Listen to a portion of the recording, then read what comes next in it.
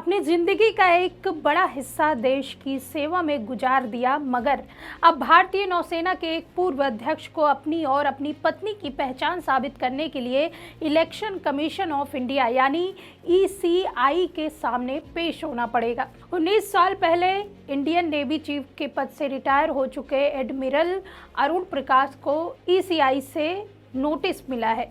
SIR प्रक्रिया के तहत 82 साल के रिटायर्ड एडमिरल प्रकाश और उनकी 78 साल की पत्नी को चुनाव आयोग के सामने अपनी पहचान साबित करनी होगी। साबित करना होगा कि वह भारतीय वोटर हैं। अपने 40 साल के करियर में एडमिरल अरुण प्रकाश भारतीय नौसेना में सबसे ऊंचे पद पर पहुंचे, टॉप पोजीशन तक। नेवी चीफ, पूर्व नेवी चीफ होने और 82 साल की उम्र होने के बावजूद एडमिरल प्रकाश ने किसी भी तरह की आसानी के लिए बिल्कुल मना कर दिया, यानी जो तय प्रोसेस है उसे फॉलो करने के लिए कहा है।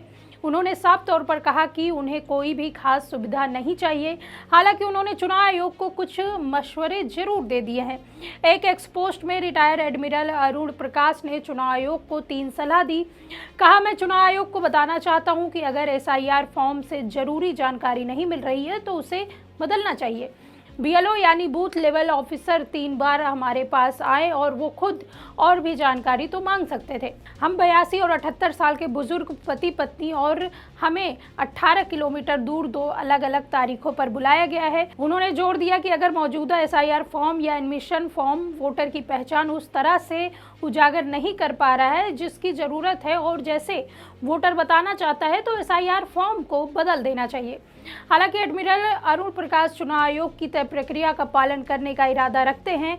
ऐसे में अब बड़ा सवाल उठता है कि जब उम्रदराज इंडियन नेवी के पूर्व चीफ को ईसीआई के सामने अपनी पहचान साबित करने की जरूरत पड़ रही है, तो आम मतदाताओं का क्या हाल होगा।